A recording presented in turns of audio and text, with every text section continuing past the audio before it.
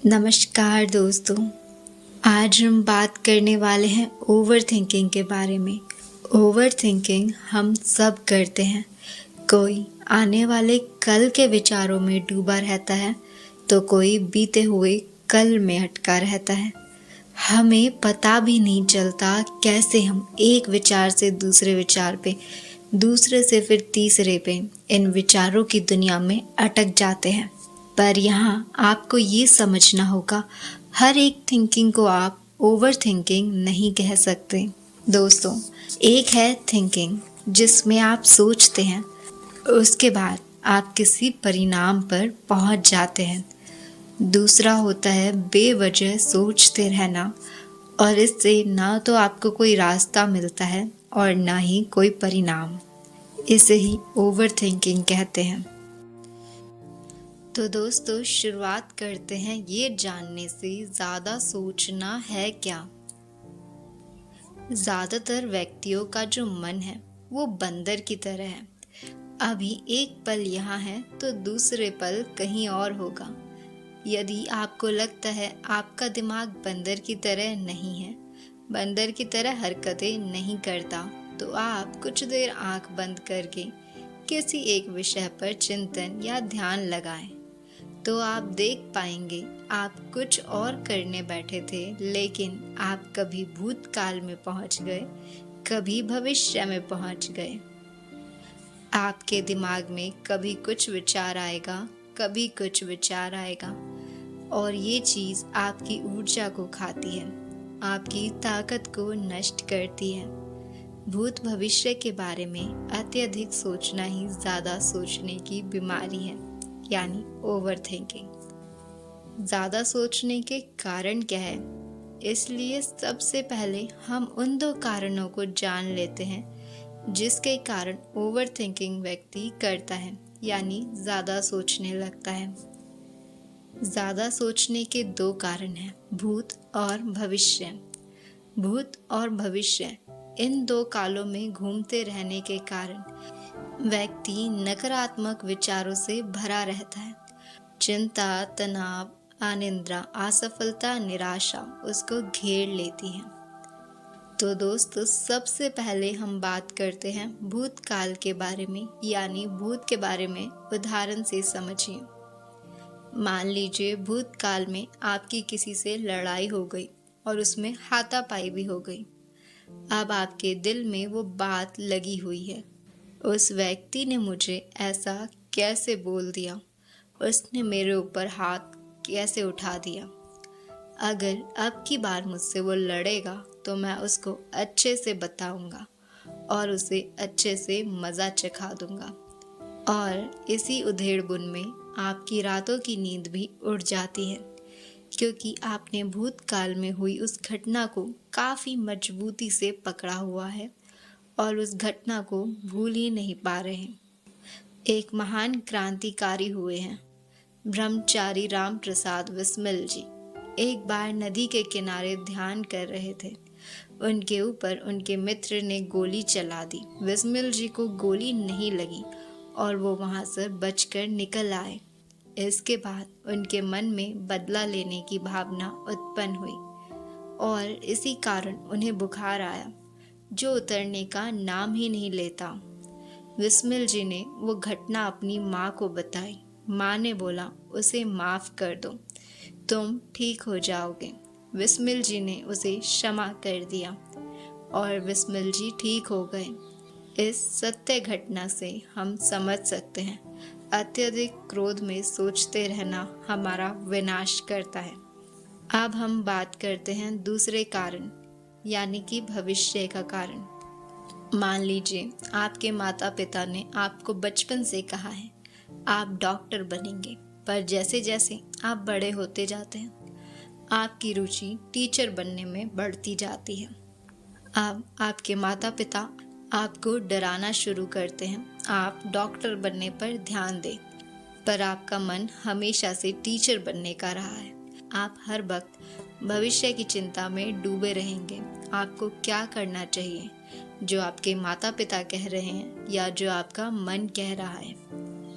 आपके दिमाग में हर वक्त ये चलता रहेगा, यदि आप डॉक्टर बनते हैं तो क्या होगा और टीचर बनते हैं तो क्या होगा। दोस्तों, आपने उन कारणों को जान लिया है जिनकी वजह से कोई ओवर थिंकिंग करता है।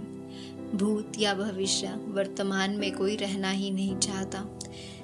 यदि हम सब वर्तमान में रहना शुरू कर दें तो ओवर थिंकिंग जैसा कुछ रहेगा ही नहीं। अब बात करते हैं आखिर ज़्यादा सोचने को बंद कैसे करें।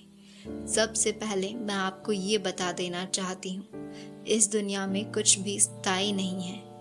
आप अपने आसपास होती घटनाओं को देखते हैं, आप अपने शरीर को देखते हैं, वनस्पतियों, पेड़ पौधे आदि को देखते हैं, तो कुछ भी स्थायी नहीं है। सभी में परिवर्तन आ रहा है, तो आपकी परिस्थितियों में भी परिवर्तन आएगा। यदि आप वर्तमान में रहकर अपने लक्ष्य के लिए मेहनत करते रहेंगे तो आप ज़रूर सफल होंगे।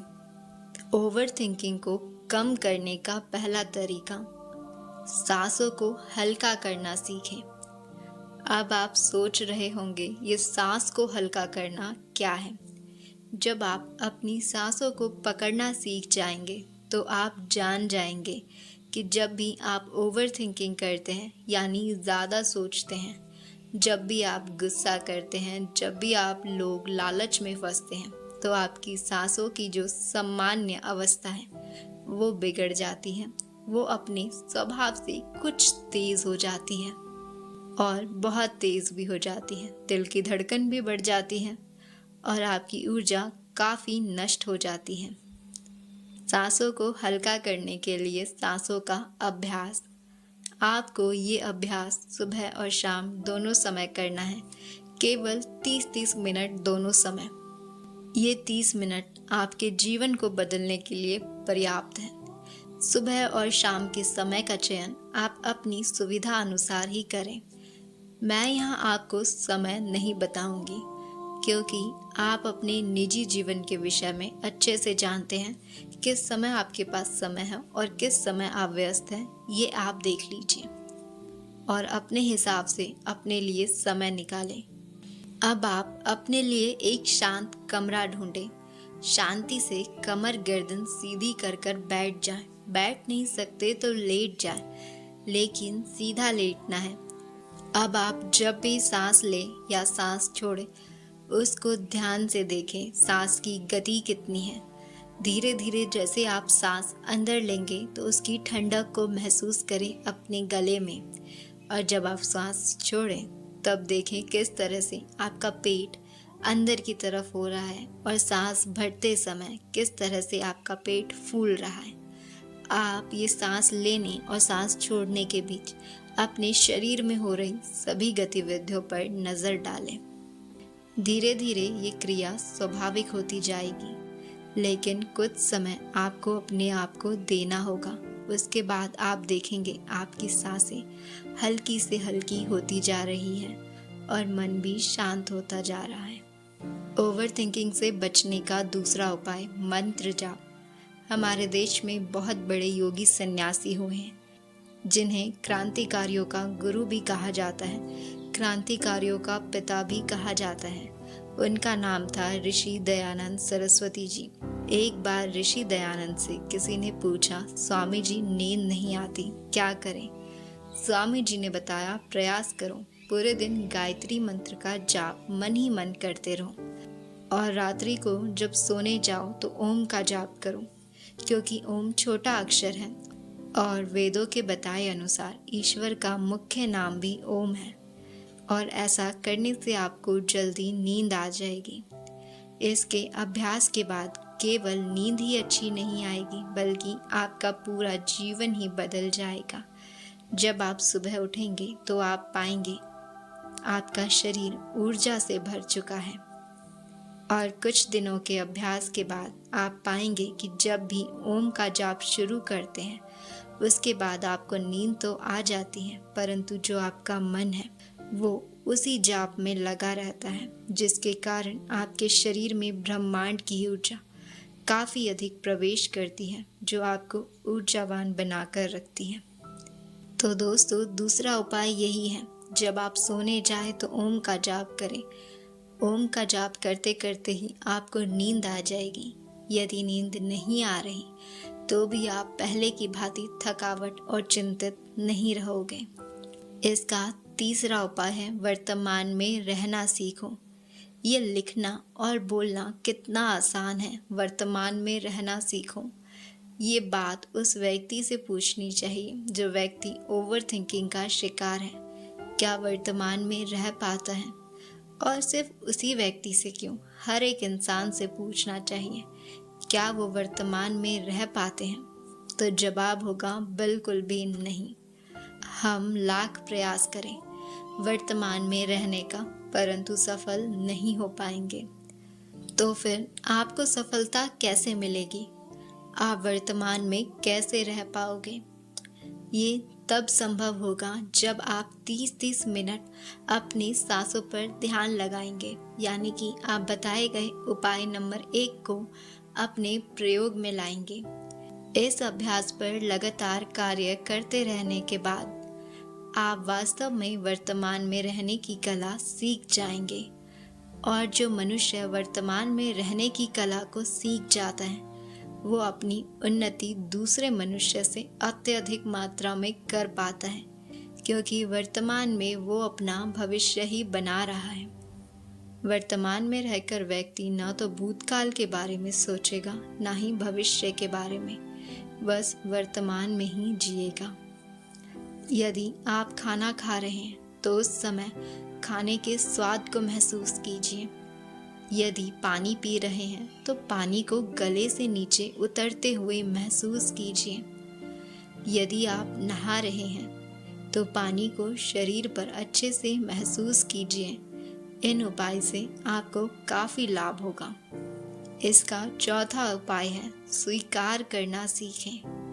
आपके जीवन में बहुत सी घटनाएं घटित होती हैं जिन्हें आप स्वीकार ही नहीं करना चाहते। यदि आप स्वीकार करना सीख जाए तो बहुत सारी चिंता, तनाव आपके जीवन से निकलकर बाहर हो जाएंगे। आपको ये सोचना चाहिए कि उस घटना से आपको बहुत कुछ सीखने को मिला, आपकी उन्नति हुई, आप नीचे नहीं गिरे। उसे स्वीकार करके आपको आगे बढ़ना चाहिए। दोस्तों, इसका 5वां उपाय है प्रकृति से रखे जुड़ाव। ओवर थिंकिंग अकेले में ज़्यादा हावी होती है। ऐसे में उन चीज़ों से दूरी बनाएं जो आपको तनाव देती हैं या घबराहट पैदा करती हैं। इसके लिए आप दिन का कुछ समय मेडिटेशन का अभ्यास करें। इसके लिए आप प्रकृति से जुड़ाव रखें। आप हो सके तो सुबह या शाम के समय अपने घर के आसपास किसी बाग बगीचे में घूमने चले जाएं। वहां आप प्रकृति से जुड़ने का प्रयास करें। अपने मस्तिष्क को शांत रख, बिना किसी विचार के अपने आसपास के पेड़ पौधों पर ध्यान केंद्रित करें। अगर मस्तिष्क में कोई विचार आ भी रहा है तो उससे लड़ने का प्रयास न करें, उसे बस देखते रहें और धीरे धीरे आप पाएंगे आपके विचार अपने आप कम होते जा रहे हैं, उनकी संख्या गिरती जा रही है और आपको ऐसा करने के बाद अंदर से खुशी की अनुभूति होगी। दोस्तों, ओवर थिंकिंग हमें नकारात्मकता से जोड़ता है। ये हमारे आसपास की ऊर्जा को नकारात्मक कर देता है। यदि आपको उससे छुटकारा पाना है तो आपको अपने मन पर काबू करना ही पड़ेगा। ये कुछ बताए गए तरीके थे जिनसे आप अपने आप को वर्तमान में रख सकते हैं। आप अपने आप को ओवर थिंकिंग से बचा सकते हैं। मैं आशा करती हूँ आपको आज का वीडियो पसंद आया होगा। अगर पसंद आया है और आप चैनल पर पहली बार आए हैं तो इस चैनल को सब्सक्राइब करना मत भूलिएगा। वीडियो को लाइक शेयर ज़रूर करिएगा। क्या पता आपका एक शेयर किसी की हेल्प कर दे।